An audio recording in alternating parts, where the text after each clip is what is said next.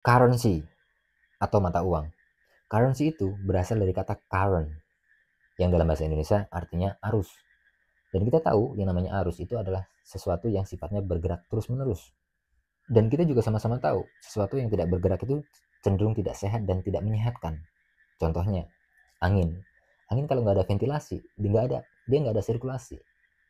Dan kalau nggak ada sirkulasi, itu bukan nggak sehat lagi, bahkan bisa bahaya.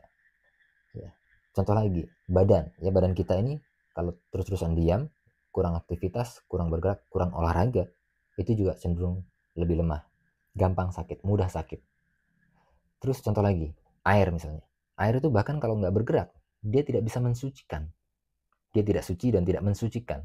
Nah menariknya, uang juga demikian. Uang itu kalau diam, nggak bergerak, itu cenderung tidak sehat. Bahkan digerogoti terus-terusan tuh sama inflasi. Bahkan kata guru saya, hendaknya jangan diamkan uang kita, putarkan dia. Minimal ada 3 cara. Yang pertama dalam bisnis, yang kedua dalam investasi, dan yang ketiga dalam sedekah. Dan guru saya juga berpesan, bahkan dalam Islam itu tidak dianjurkan untuk menabung. Ketika engkau dapat upah, maka tumpuklah. Ketika engkau dapat gaji, maka simpanlah. Nggak ada. Hanya ada, ya siapkan cadangan tunai minimal 6 bulan penafkahan. Jadi kayak konsep dana darurat lah ya. Kita menyiapkan cadangan tunai atau kita menyiapkan cash minimal untuk 6 bulan biaya nafkah gitu. Yang nggak bisa diotak-atik gitu, yang nggak boleh diotak-atik gitu.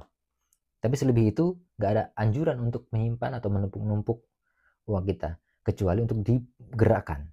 Ya minimal dalam 3 cara tadi, dalam bisnis, dalam investasi, dan dalam sedekah. Nah dengan kita menggerakkan ke 3 hal tadi, itu ada kecenderungan untuk lebih sehat uang kita ketimbang diam saja. Apalagi kalau kita taruh dalam bantal ya, kasihan bukan apa-apa, ngap dia. Nah menariknya, konsep dari guru saya ini sesuai atau relevan dengan konsepnya Robert Kiyosaki. Yang mana Robert Kiyosaki itu membagi 4 pilar atau 4 bagian profesi manusia. 2 sebelah kiri itu pekerja dan profesional, 2 sebelah kanan itu business owner dan investor. Yang mana Robert Kiyosaki juga menyebutkan bahwa untuk memperbaiki finansial kita atau membuat kita lebih baik secara ekonominya, hanya ada 2 cara di sebelah kanan. Jadi 2 sebelah kiri, pekerja dan profesional itu nggak cukup baik untuk membuat kita lebih bagus secara finansial, atau bahasa gampangnya kita menjadi kaya lah ya. Tapi kalau kita lihat profesional seperti misalnya Hotman Paris ya, dia tidak kaya dari pendapatan uangnya di pengacara, ya melainkan ketika dia mendapatkan uang dari pengacara itu, dia geser ke sebelah kanan di bisnis dan di investasi. Jadi dia tidak kaya dari profesionalnya. Dia menggulungkan uangnya, dia mengcompounding uangnya, ya, dia menginvestasikan di bisnis dan atau di investasi. Ya, apalagi kalau pekerja ya, apalagi kalau pekerja. Jadi profesional saja itu tidak cukup bagus menurut Robert Kiyosaki untuk membuat finansial kita lebih meningkat. So, ini adalah pesan buat kita, mulai lebih melek untuk belajar terus tentang investasi.